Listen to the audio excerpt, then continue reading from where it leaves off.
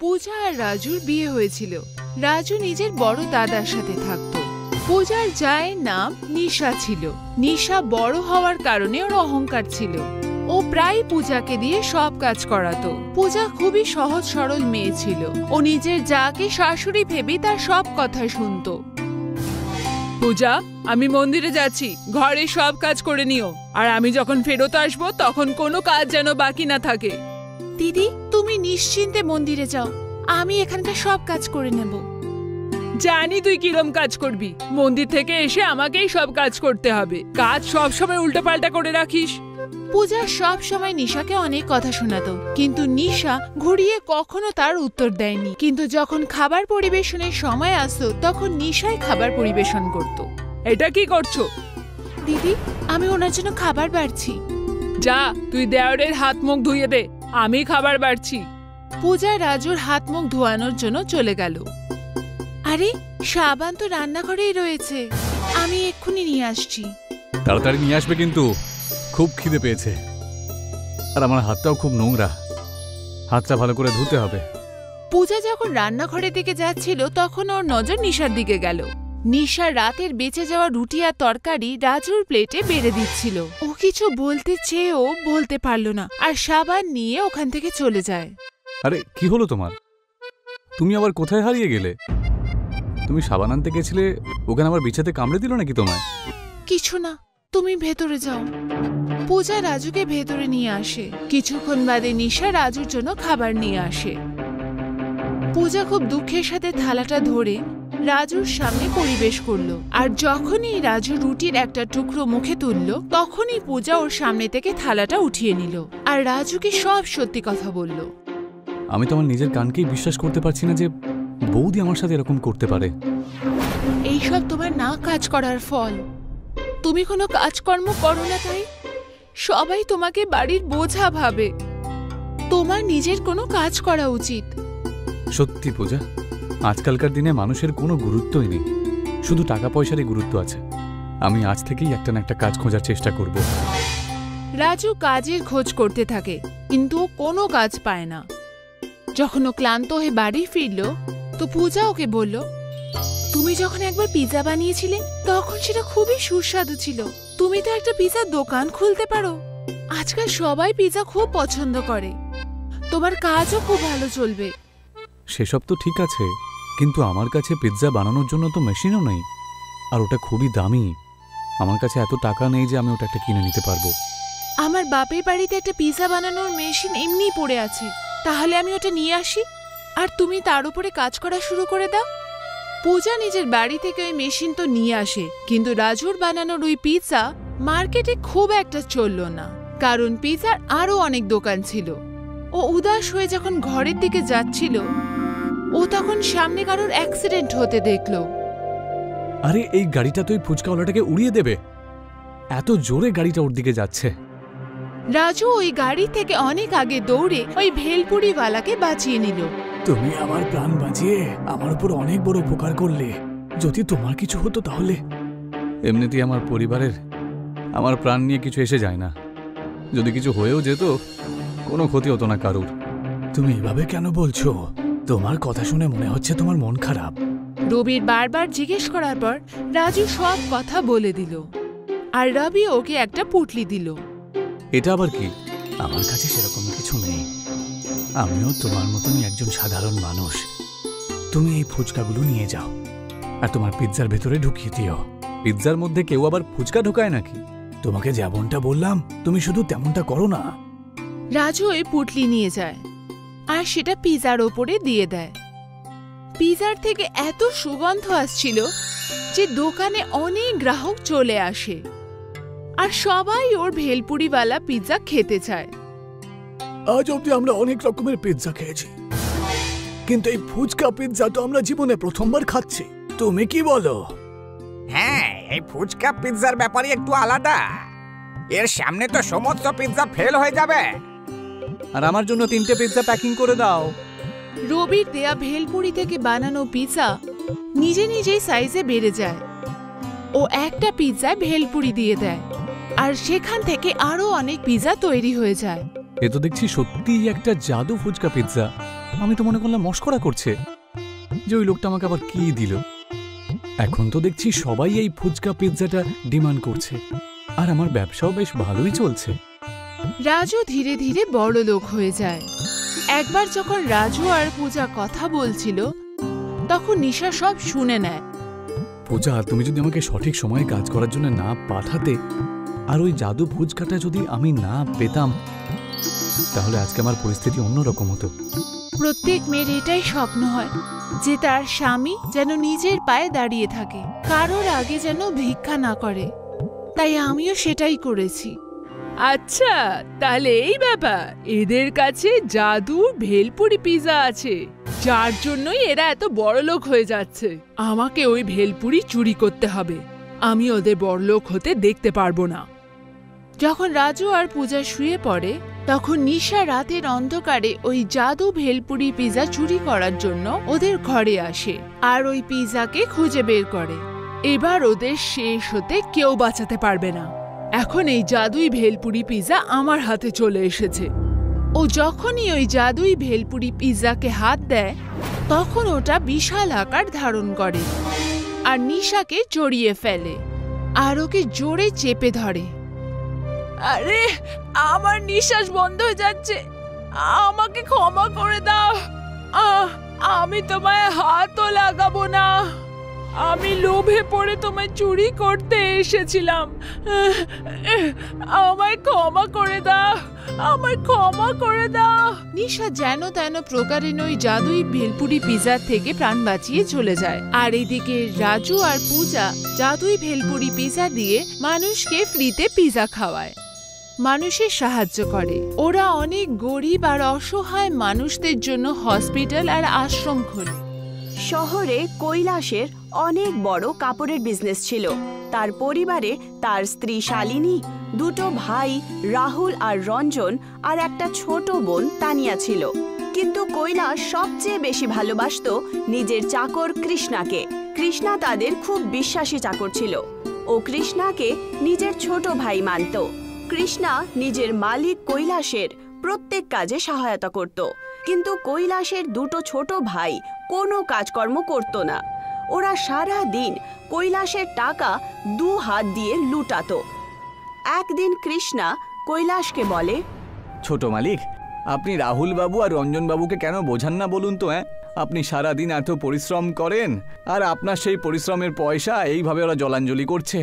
আরে কৃষ্ণ, তোকে আমি কি করে বোঝাই বলতো?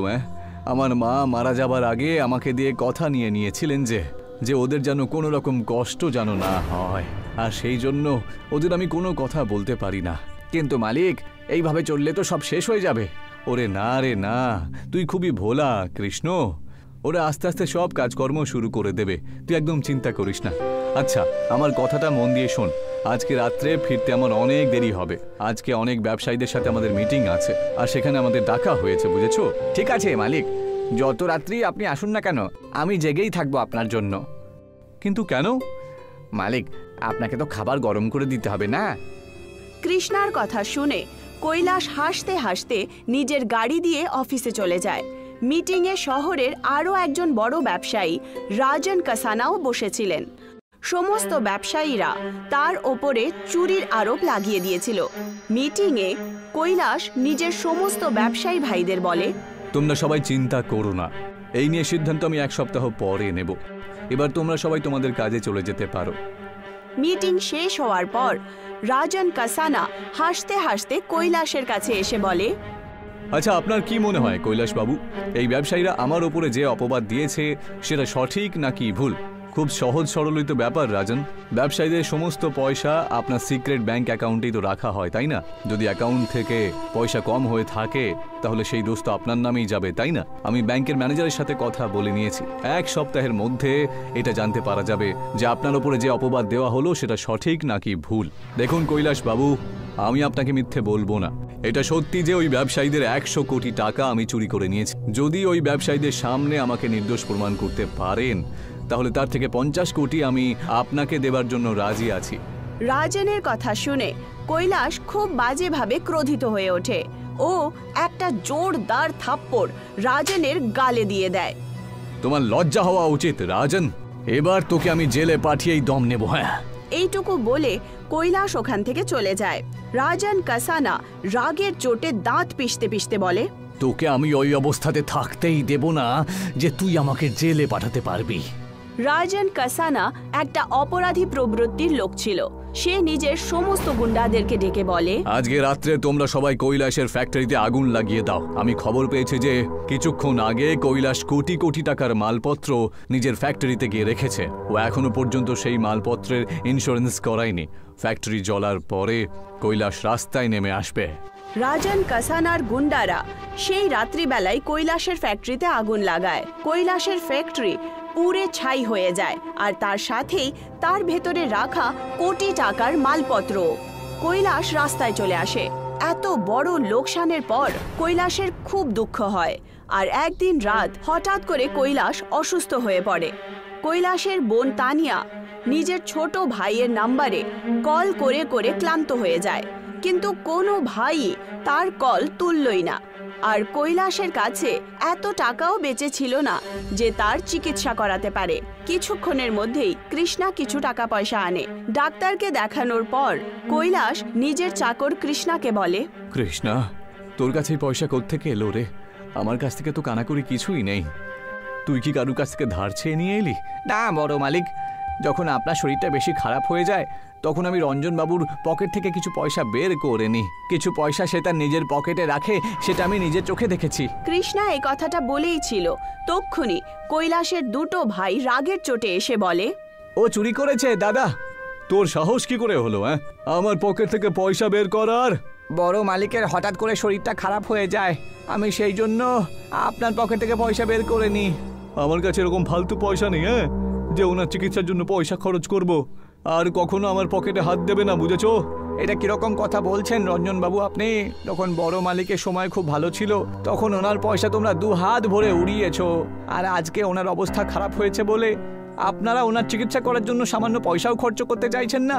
আমি নিজের চোখে দেখেছি আপনাদের দুজনকে বড় মালিকের পকেট থেকে পয়সা বের করে নিতে। হ্যাঁ, আর যখনই আমি বড় মালিকের কাছে এই ব্যাপারে নালিশ করেছি উনি আমাকে সবসময় হাসতে হাসতে বলেছেন যে, আমার মুখের ওপরে কথা বলছিস বদমাইশ চাকর? রঞ্জন কৃষ্ণাকে খুব জোরে থাপ্পড় মারে। বড় মালিক, ও তো আমাকে মারছে, আপনি কিছু বলছেন না কেন ওদেরকে? তুমি যা করেছো কৃষ্ণা, এর চেয়ে ভালো তুমি বাড়ি থেকে বেরিয়ে চলে যাও। এটা কি বলছেন আপনি বড় মালিক? আপনি আমার ওপর সন্দেহ করছেন? আরে আমি শুধু আপনার চিকিৎসা করার জন্যই তো রঞ্জনবাবুর পকেট থেকে পয়সা চুরি করেছিলাম। হ্যাঁ, কিন্তু তোর সাহস কি করে হলো চুরি করা? না, সামান্য একটু অসুখিত হয়েছিল আমার, আমি তো মরে যাইনি, তাই না? এই মুহূর্তে তুই এখান থেকে বেরিয়ে যা। কৈলাস কৃষ্ণাকে ধাক্কা দিয়ে বাড়ির বাইরে বার করে দেয়। কৃষ্ণা চোখে জল নিয়ে চিৎকার করে বলে ওঠে, হ্যাঁ, আমি চলে যাচ্ছি, আর কখনো এই বাড়িতে আমি ফিরে আসবো না বড় মালিক। বড় মালিক, রঞ্জনবাবু যখন আমাকে চর মেরেছিল তখন আমার অত কষ্ট হয়নি যতটা কষ্ট আপনার এই ধাক্কা দেওয়াতে আমি পেলাম। আজকে আমি পুরো দুনিয়াকে ভালো করে চিনে নিলাম। বড় মালিকের চাকর যতই ভালো হয়ে যাক না কেন, তার মাথা সবসময় মালিকের জুতোর তলায় চাপা দেওয়াই তো থাকে। এইটুকু বলে কৃষ্ণা কৈলাসের বাড়ি থেকে বাইরে চলে যায়, আর রাগের চোটে একটা ফুটপাতে গিয়ে কাঁদতে শুরু করে। তক্ষুনি একজন ব্যক্তি দৌড়ে দৌড়ে তার কাছে এসে পড়ে যায়। ওই ব্যক্তি খুব বাজেভাবে আহত ছিল, তার শরীর থেকে রক্ত পড়ছিল। তোমার আবার কি হলো? হ্যাঁ, তোমার তো গুলি লেগেছে দেখছি। ওই ব্যক্তি একটা ছোট্ট শিশি আর একটা বড় ফাইল কৃষ্ণাকে দিয়ে দেয় আর বলে, আমি একজন সায়েন্টিস্ট, কয়েকজন লোক আমার পিছু নিয়েছে, বুঝেছো? তোমাকে দেখে এখানকার মনে হচ্ছে না, নিশ্চয়ই তুমি গ্রামের লোক। কিন্তু এটা কি বলুন তো? এই শিশিতে তৈরি করা আছে এমন একটা ফর্মুলা যা দিয়ে তুমি হীরের কাঁঠাল চাষ করতে পারবে, বুঝেছো? আর এই ফাইলের মধ্যে তার ফর্মুলাও লেখা রয়েছে। তক্ষুনি কিছু লোক হাতে বন্দুক নিয়ে কৃষ্ণার দিকে দৌড়ে দৌড়ে আসতে শুরু করে। কৃষ্ণা ওখান থেকে পালিয়ে যায় আর সোজা নিজের গ্রামে চলে যায়। কৃষ্ণার কাছে একটু আধু ক্ষেত ছিল। কৃষ্ণা নিজের ক্ষেতে কাঁঠালের সবজি চাষ করে, আর ও সেই ব্যক্তির বলা অনুযায়ী সেই শিশি থেকে কেমিক্যালের প্রয়োগ করে কাঁঠালের ফসলে করে। তখন তার সামনে একটা চমৎকার হয়, গাছে হীরের কাঁঠাল উৎপন্ন হয়। এটা দেখে কৃষ্ণা খুশির চোটে পাগল হয়ে যায়। সেই সময় তার মাও ওখানে উপস্থিত ছিল। মা, তুমি দেখো কয়েকদিনের মধ্যে আমি বড়লোক হয়ে যাব, আর বড়লোক হবার পরে সবার প্রথমে আমি আমার বড় মালিককে জবাব দেব, কারণ উনিও আমাকে চোর বলেছিলেন যখন আমি ওনার জন্য চুরিটা করেছিলাম। কৃষ্ণার কথা শুনে মা হাসতে হাসতে বলে, আমি কৈলাসকে অনেকদিন ধরে জানি সোনা। তুই যখন ছোট্ট ছিলি তখন তোকে খুব আদর করে এখান থেকে নিয়ে গেছিল। ওই বেচারা তোকে এই কারণে বাড়ি থেকে তাড়িয়েছে কারণ ও গরিব হয়ে গেছিল। ওর একদম পছন্দ হচ্ছিল না যে ওর ছোট্ট ভাই তার সামনে তোকে থাপ্পড় মেরেছে। সেই জন্যে ও তোকে নিজের পায়ে দাঁড়ানোর জন্য বাড়ি থেকে তাড়িয়ে দিয়েছে। নিজের মায়ের কথা শুনে কৃষ্ণা গভীর ভাবনায় পড়ে যায়। এতক্ষণ আমি বুঝতে পেরেছি মা, যে যাবার সময় বড় মালিক কেন কাঁদছিল। তুমি একদম চিন্তা করো না, আমি সব কিছু ঠিক করে দেব। কৃষ্ণা সমস্ত হীরের কাঁঠাল বিক্রি করে দেয় আর অনেক ধনী হয়ে যায়।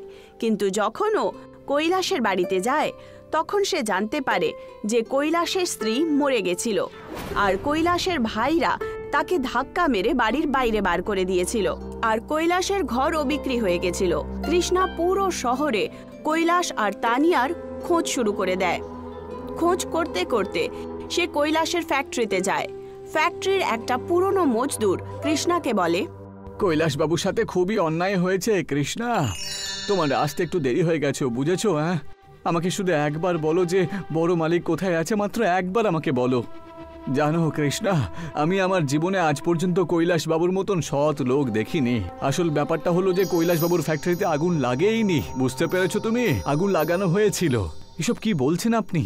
আমি একদম ঠিক কথাই বলছি কৃষ্ণ, আর অন্য কেউ নয়, বরং রাজনের গুন্ডারাই লাগিয়েছিল আগুনটা। শুধু একটা জিনিস আমি বুঝতে পারছি না কিছুতে, যে ওরা ফ্যাক্টরির মধ্যে আগুন লাগানোতে কি করে সফল হলো ওরা, আমি ঠিক বুঝলাম না।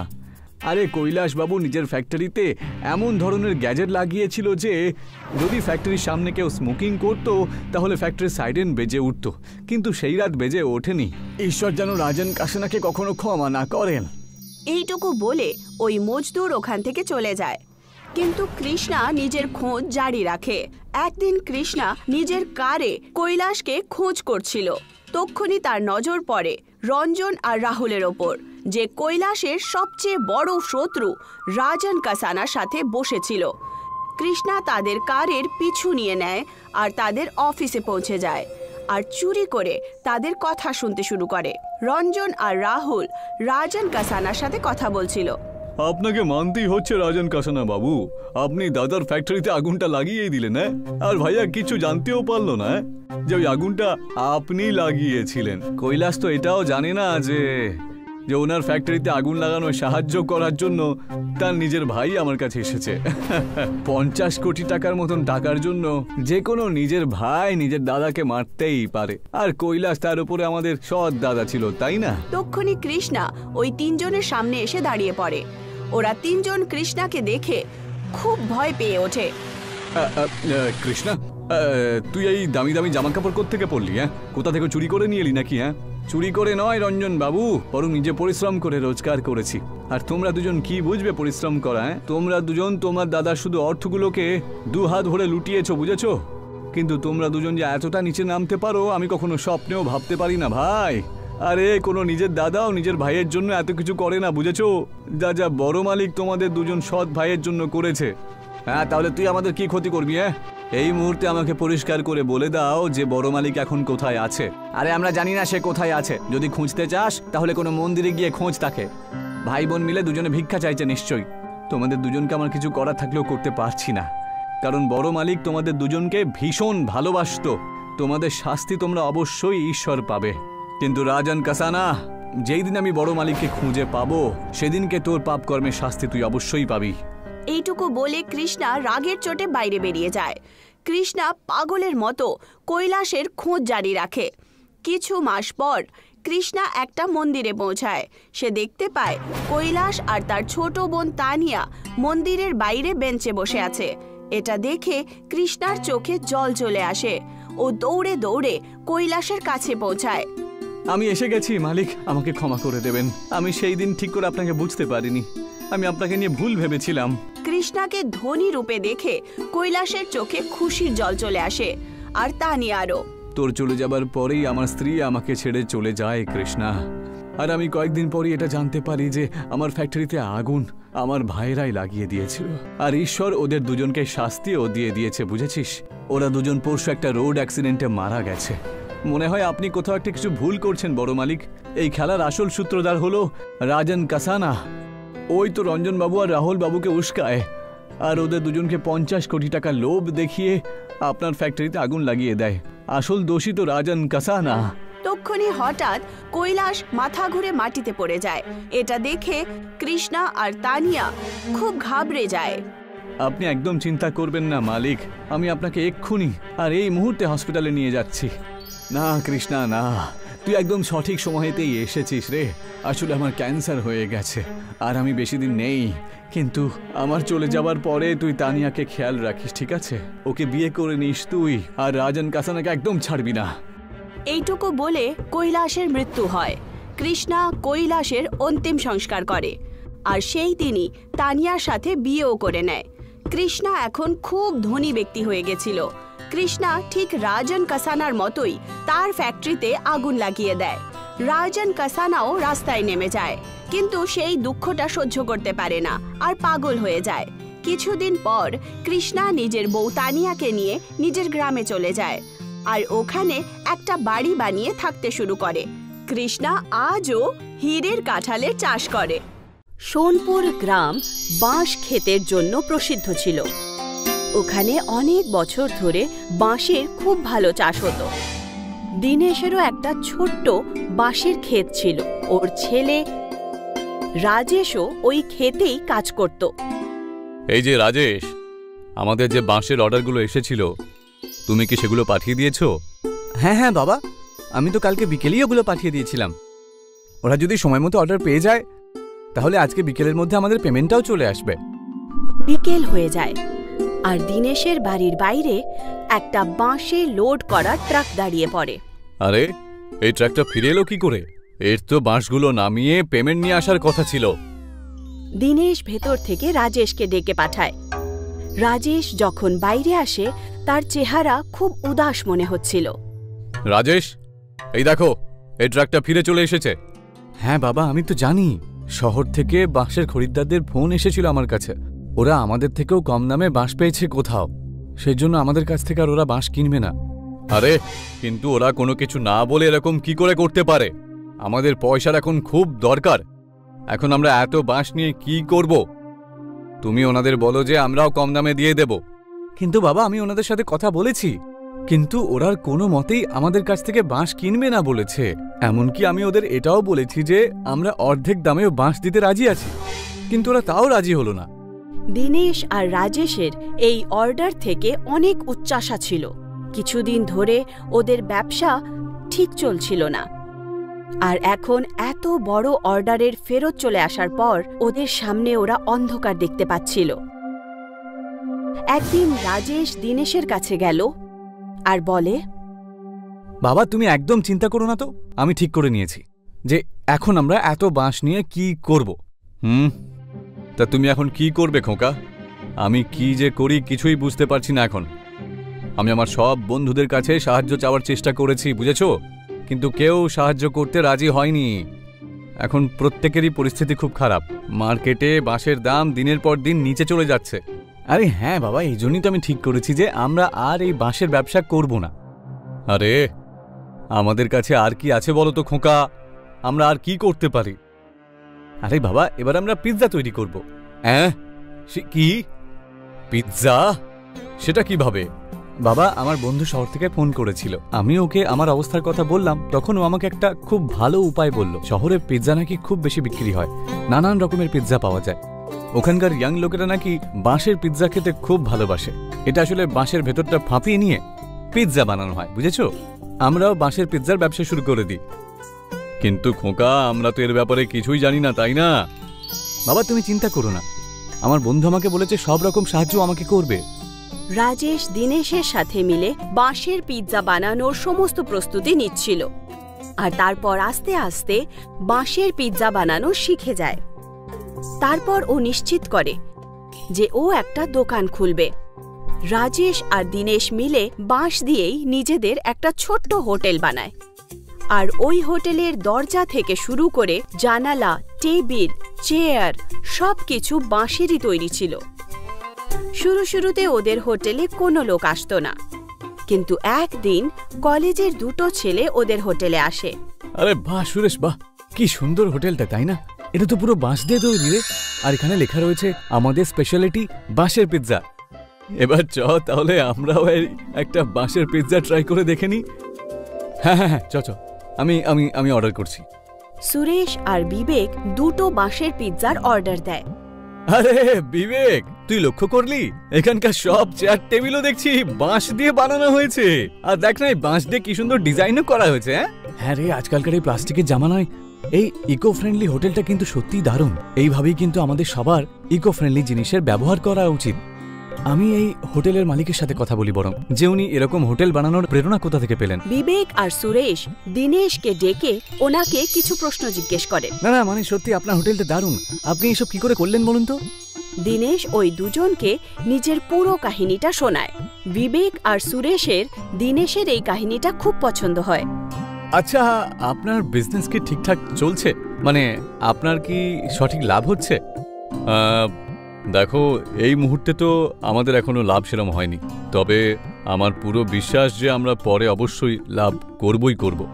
হ্যাঁ, একদম আলাদা রকম কিছু করেছেন, আপনার লাভ নিশ্চয়ই হবে। আমরাও আপনার সাহায্য করতে চাই। আমাদের একটা ইউটিউব চ্যানেল আছে, ওতে আমরা নতুন নতুন জিনিস দেখাই।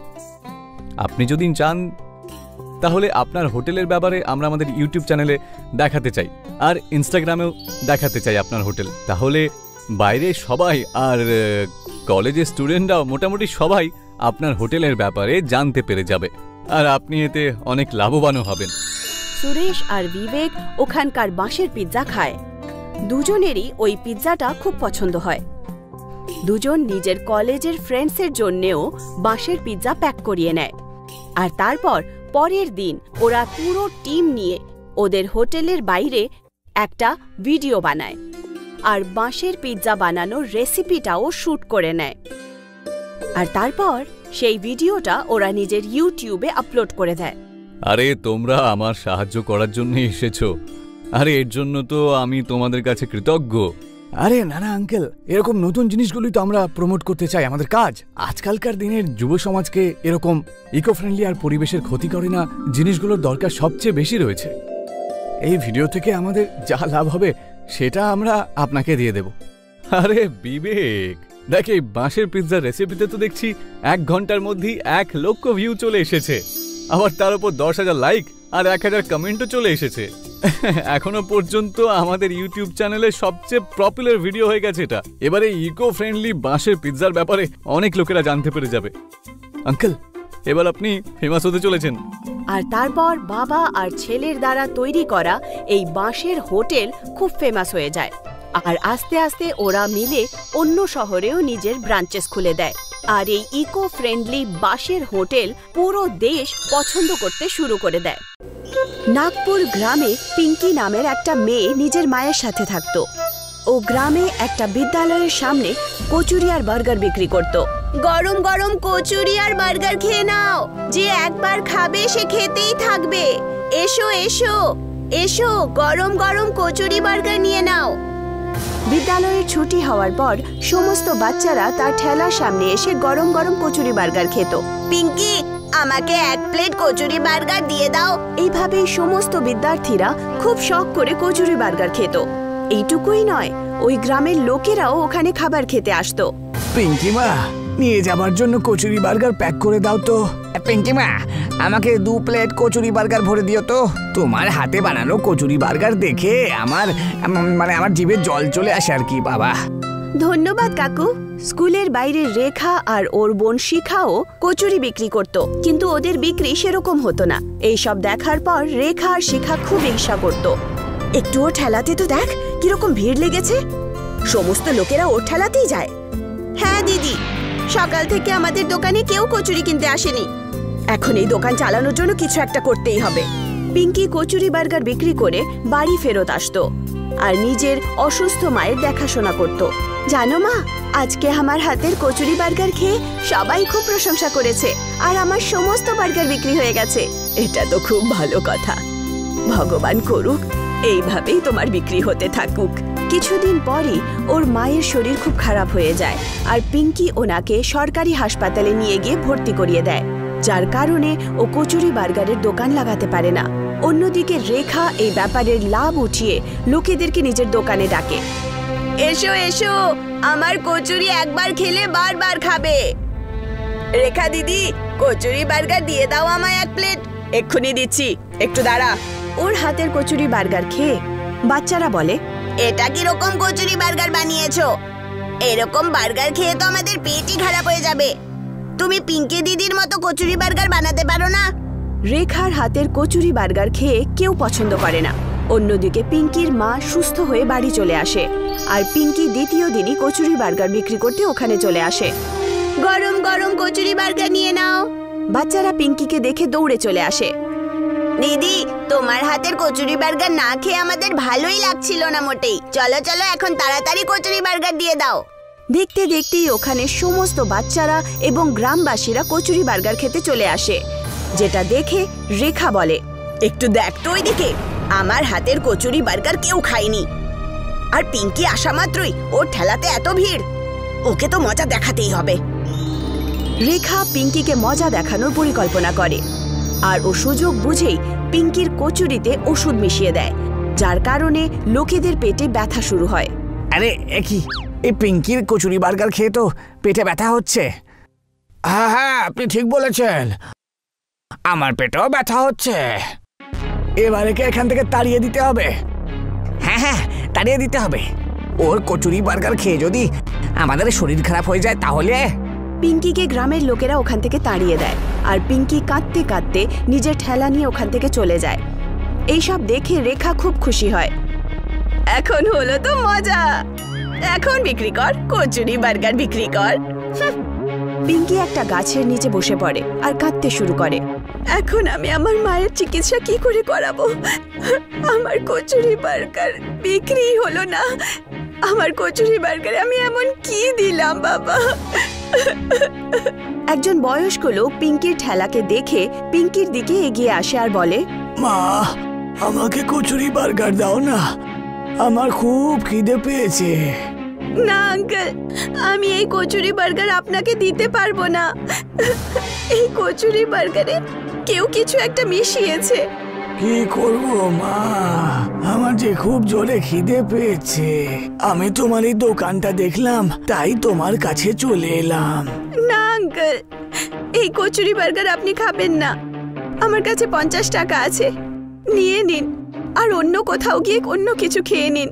পিঙ্কির এই কথাটা শোনার পর বয়স্ক লোকটার খুব ভালো লাগে আর ওই বয়স্ক লোকটা কচুরি বার্গারের দিকে দেখে নিজের হাত ওঠায়। ওনার হাত থেকে আলো বেরোয় আর উনি জাদু করার পর ওখান থেকে চলে যান। এই কথাটা পিঙ্কি বুঝতেই পারে না আর ও বাড়িতে গিয়ে নিজের মাকে বলে, মা, আজ আমি কচুরি বার্গার বিক্রি করতে পারিনি। আমার কচুরি বার্গারে কিছু একটা মিশিয়ে দিয়েছিল কেউ, যার কারণে লোকেদের পেট খারাপ হয়ে যাচ্ছিল, তাই আমাকে ওখান থেকে সরিয়ে দেওয়া হলো। কি কচুরি বার্গারে মিশিয়ে দিয়েছে? আমাকে একটু খাইয়ে দেখা, আমিও তো দেখি যে কচুরি বার্গারে কি মেশানো আছে। পিঙ্কি ওই কচুরি বার্গার নিজের মাকে এনে দেয়। যেইমাত্র উনি কচুরি বার্গার খান, ওনার স্বাস্থ্য ঠিক হতে শুরু করে। দেখ, আমার তো কিছুই হলো না, আমার পেটেও ব্যথা হলো না আর আমার শরীরও ঠিক আছে। তাই মা, তুমি সত্যি বলছো? এই সব কিছু দেখে পিঙ্কি দ্বিতীয় দিনই কচুরি বার্গার বিক্রি করতে আবার পৌঁছে যায়। পিঙ্কি, কয়েকটা কচুরি বার্গার দিয়ে দাও তো। ঠিক আছে, এক্ষুনি দিচ্ছি।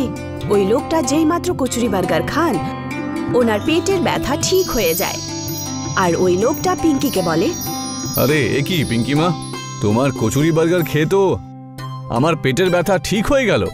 এই কথাটা গ্রামে ছড়িয়ে পড়ে যে পিঙ্কির কাছে জাদুই কচুরি আছে, যেটা খেয়ে সমস্ত অসুখ দূর হয়ে যায়। আর এটা শুনে সমস্ত লোকেরা পিঙ্কির কাছে এসে কচুরি চায়।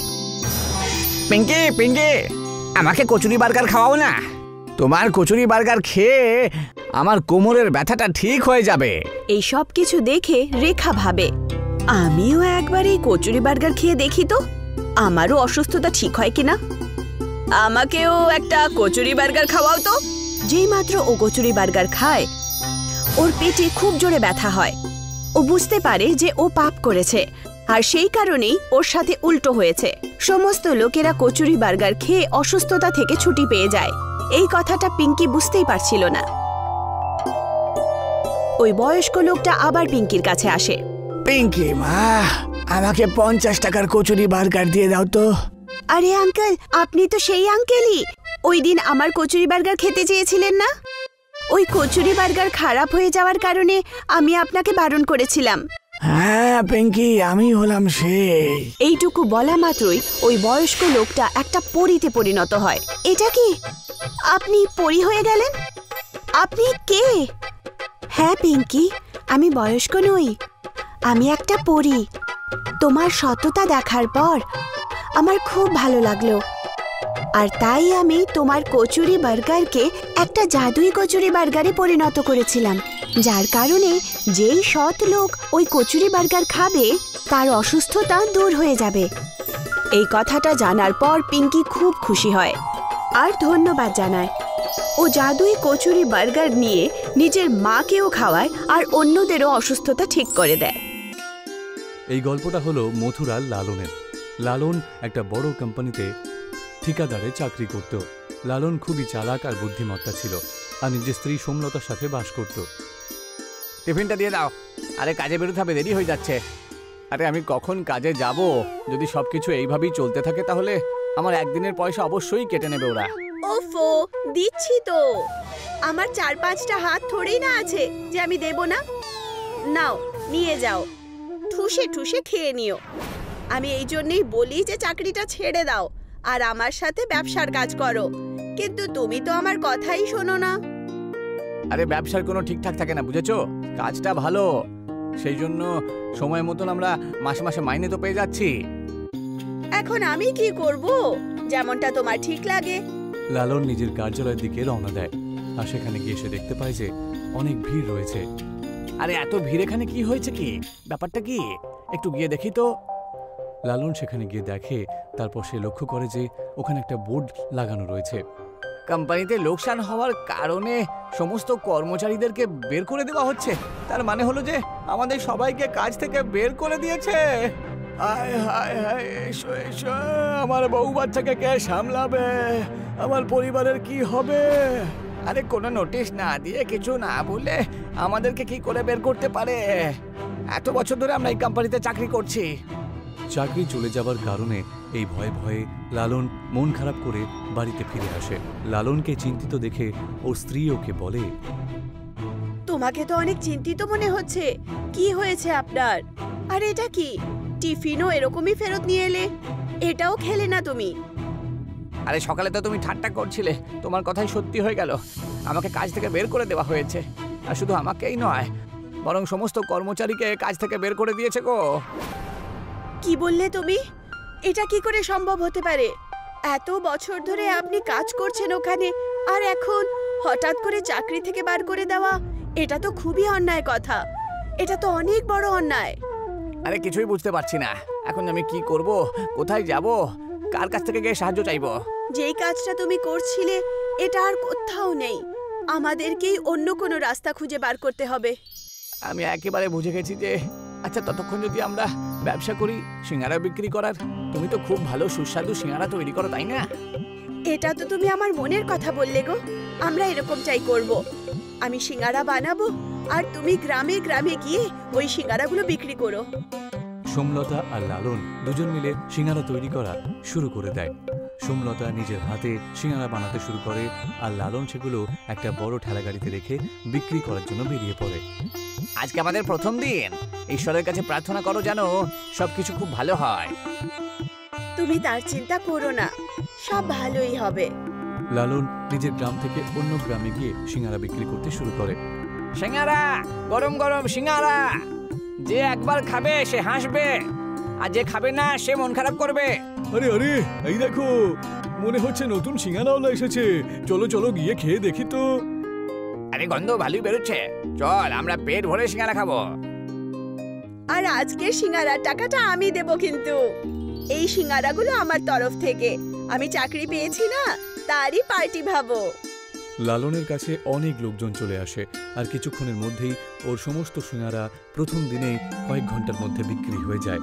লালন খুবই খুশি হয়, কিন্তু অন্যদিকে অন্য সিঙ্গারার ব্যবসায়ীদের খুবই লোকসান হতে শুরু হয়ে যায়। তখন সোমনাথ আর নিতিন একে অপরকে বলতে শুরু করে, এই সিঙ্গারাওয়ালার কারণে আমাদের একটা সিঙ্গারাও বিক্রি হয় না, সব পয়সা নষ্ট হয়। আরে তোমার যে অবস্থা আমারও তাই অবস্থা, বুঝলে? ও হঠাৎ করে এলো থেকে আমাদের ব্যবসা পুরো জলাঞ্জলি হয়ে গেল যে। এই যে গিন্নি, শুনছো? কোথায় আছো তুমি? খুব খুশি মনে হচ্ছে তোমাকে। কি হয়েছে বলো?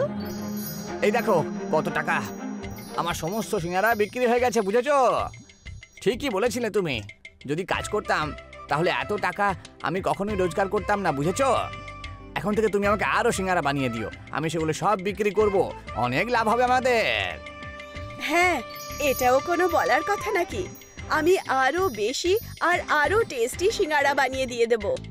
সমস্ত টাকা পয়সা লালন সোমলতাকে দিয়ে দেয়। পরের দিনের জন্য সোমলতা অনেক বেশি সিঙ্গারা তৈরি করে আর সেগুলো নিয়ে গিয়ে লালন আবার সেই গ্রামে বিক্রি করার জন্য বেরিয়ে পড়ে আর সেখানে ঠেলাগাড়ি নিয়ে সিঙ্গারা বিক্রি শুরু করে দেয়। এইভাবেই লালন কয়েকদিন কাটিয়ে ফেলে।